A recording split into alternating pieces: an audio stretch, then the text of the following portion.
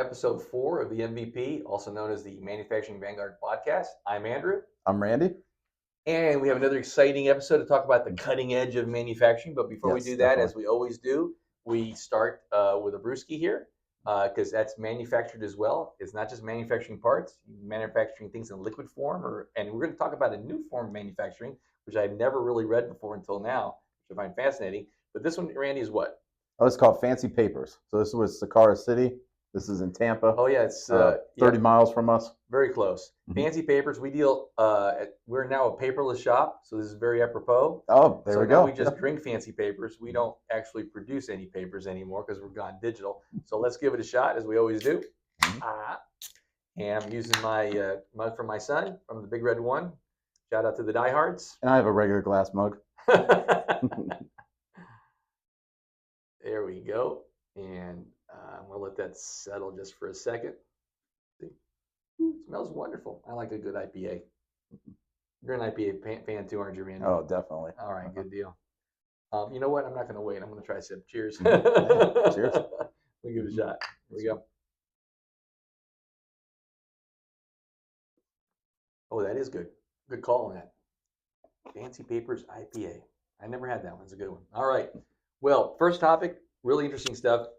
There's a company out of Iowa by the name of IDT, Integrated DNA Technology, and they are a synthetic biology manufacturing company, which I had never heard of until now. Yeah, and I just didn't realize that was a possibility to have this kind of a manufacturing facility. But they're investing millions into a new facility, 25,000 square feet.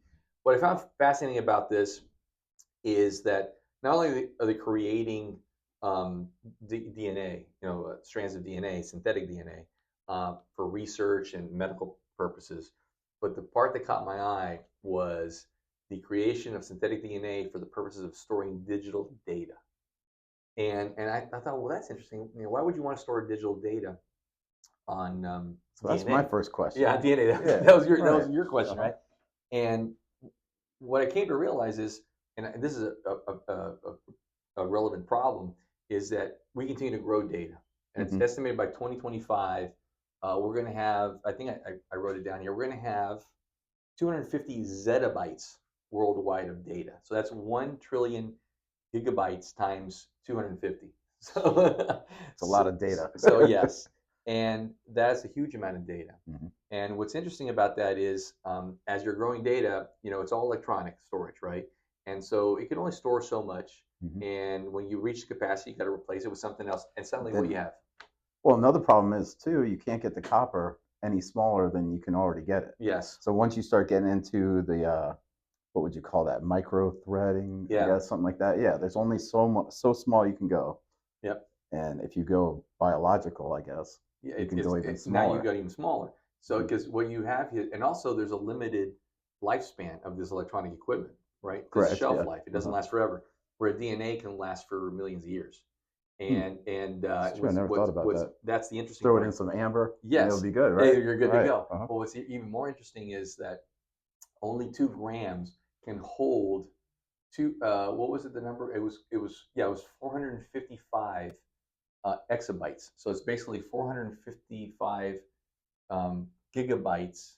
No, trillion gigabytes of data. I mean, it's a huge amount. So that's pretty much my lifetime. That's pretty much what I got in here, right?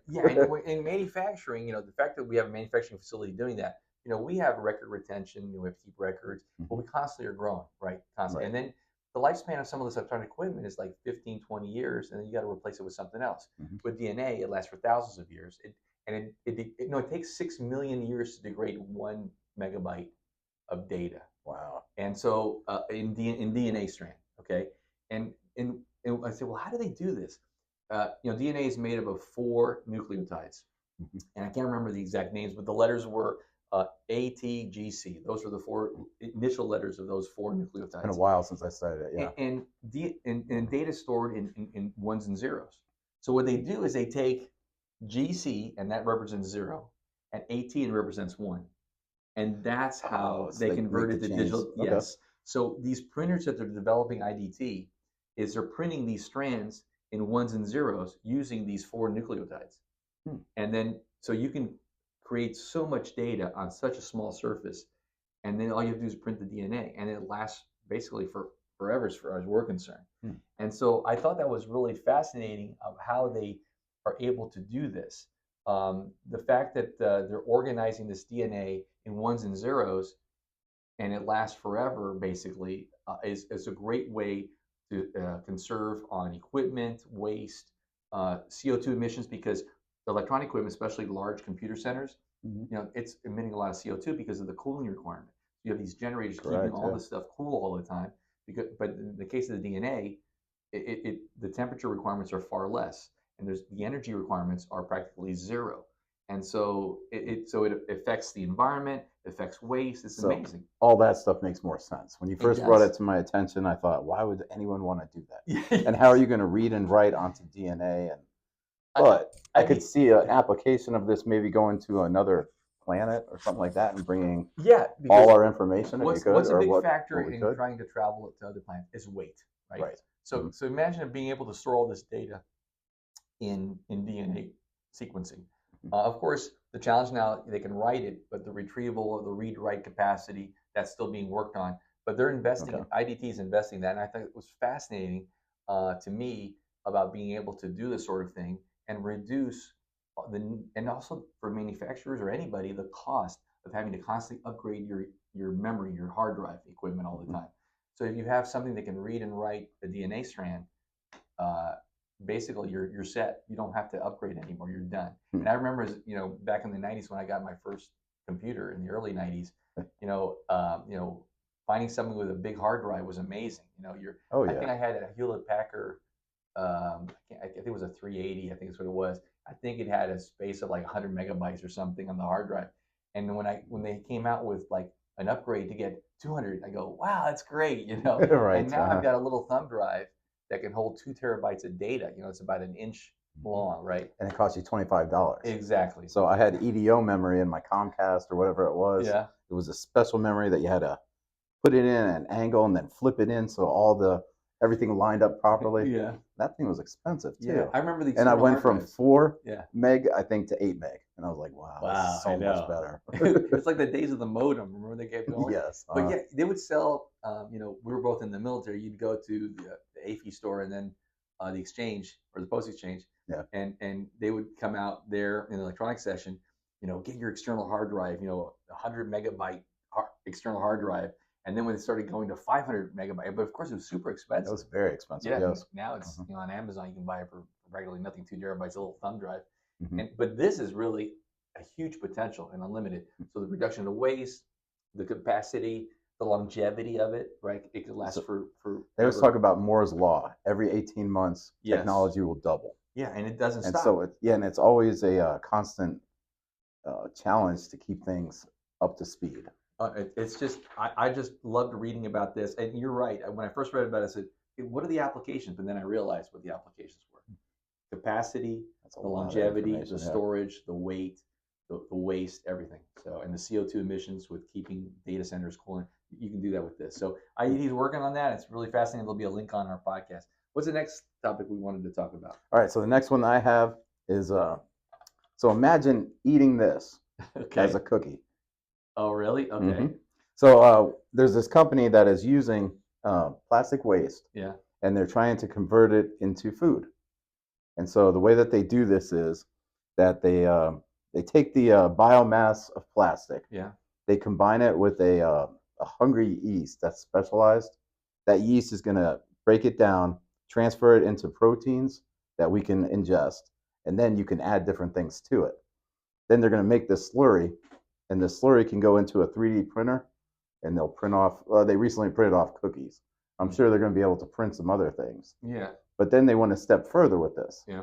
And they said that it had to fit into an envelope. So NASA did this program, and what this program was, they wanted to make it so that astronauts and other people can have reusable foods as where they go. But it had to fit into an envelope. Right. I don't know the exact size of the envelope, but when I think of an envelope, I think of a manila envelope. Yeah. And it fit in there, and it could do the whole process. Yeah, so it's interesting. So it's my wife is now starting to bake different kinds of bread at home, right? She's got this container right now to do sourdough, and that she's constantly feeding the yeast into it. Mm-hmm. She's got to do it for 7 days before she can actually take what's available there and then bake it in the oven. And it's an interesting process because I'm looking at things growing. Wow. So basically what you're saying is, so this bacteria eats the plastic. Yes. And so it gets rid of all the bad stuff, and you're left with I'm assuming so you're protein left with or proteins, right? yes. Okay. And during this deep space food challenge, Yes, that's where they are able to. It's kind of it's a crazy process. They use pressure, heat, yeast, and then the yeast will start to dissolve the plastics, right. turn it into this protein.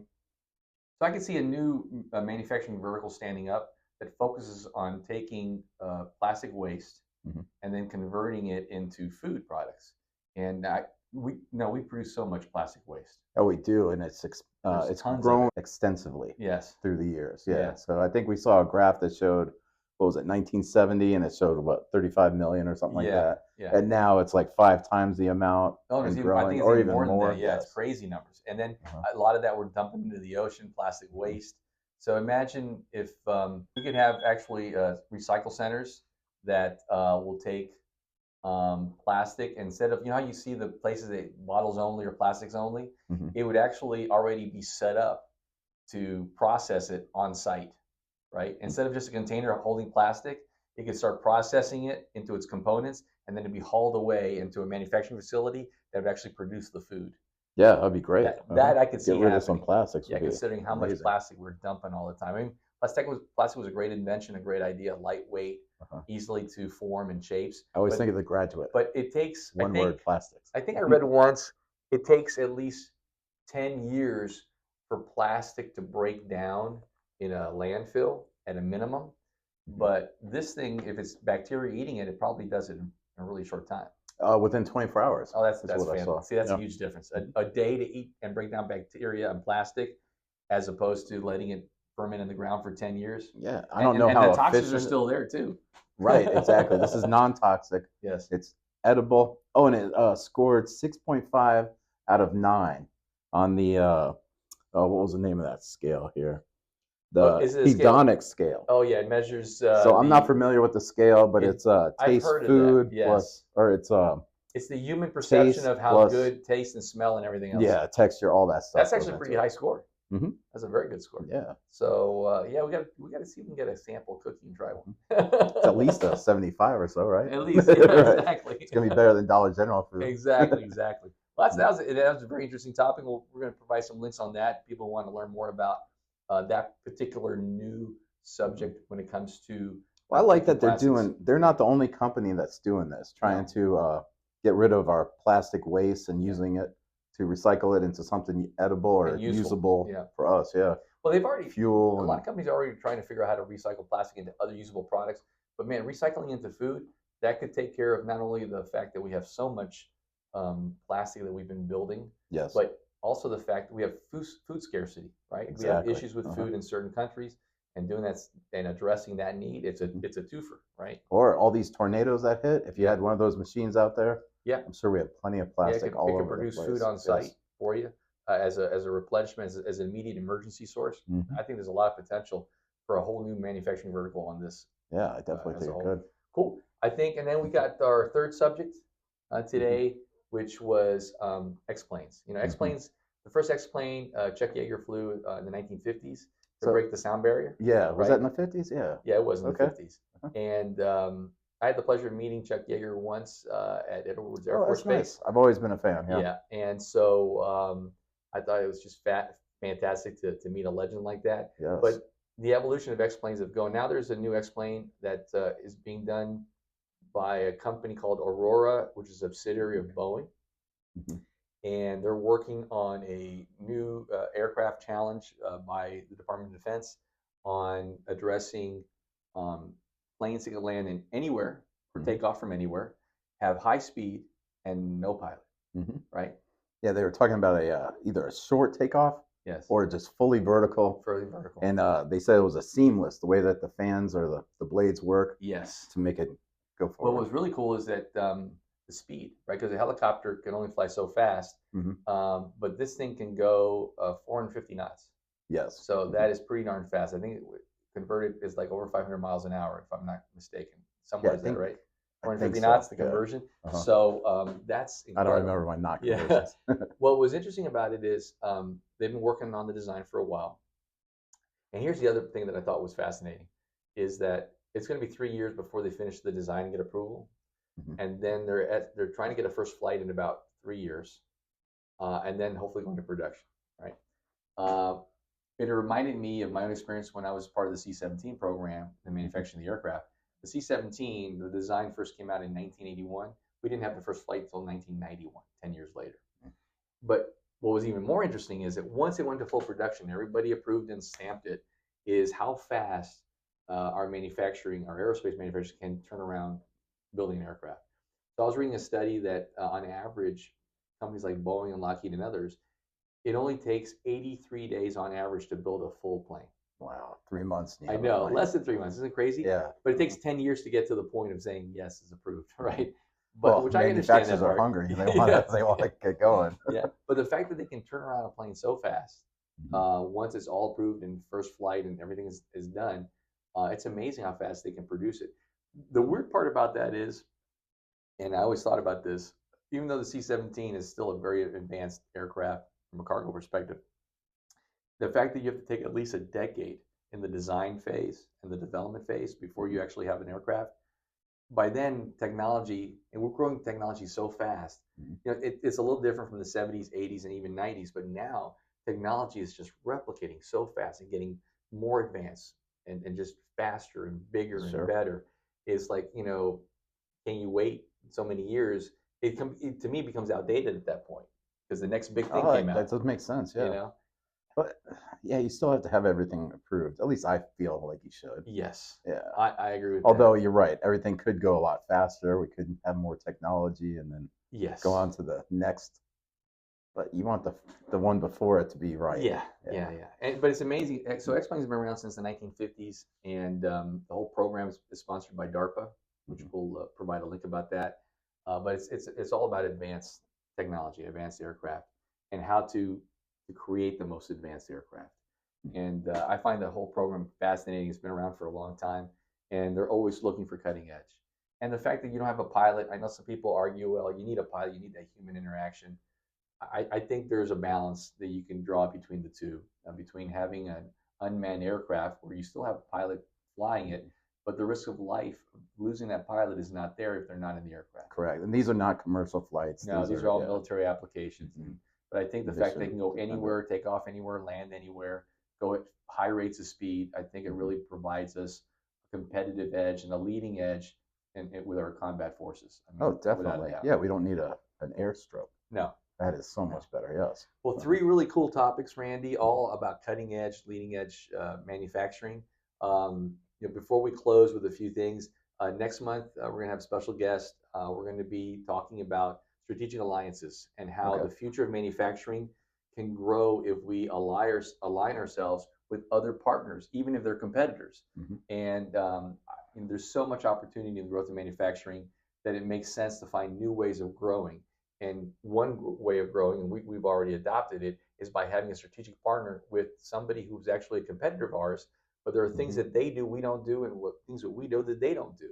Correct. And by focusing on that, we actually have been growing together very well. We've increased our services and theirs. Absolutely. Yeah. And then in turn, that's just better for our customers. So we're going to be talking about the future of manufacturing from a growth perspective in adopting strategic alliances. That's going to be our main topics next month. As always, we want to remind everybody, join your local RMA, your local manufacturing association. We're proud members of BAMA, the Bay Area Manufacturing Association, but they're all nationwide. We're also a proud sponsor of Celebrate Birthdays at celebratebirthdays.org. They support foster children to make sure every foster child has a birthday. With that, we're going to finish up and wrap it up. And look at the list at the bottom. And don't forget to give us feedback and comments. Cheers. Cheers. Take care. Bye.